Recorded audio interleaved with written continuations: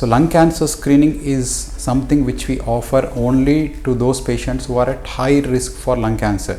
So we do lung cancer screening with a low dose CT which is available with us. So what we do is we get a CT scan of the chest.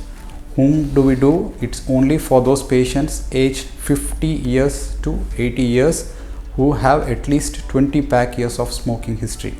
So what is this pack years? Smoking 1 pack per day for 1 year is 1 pack year. So if you are doing at least 20 pack years of smoking, and if you are aged between 50 to 80 years, you need to get a screening with a low dose CT scan of the chest.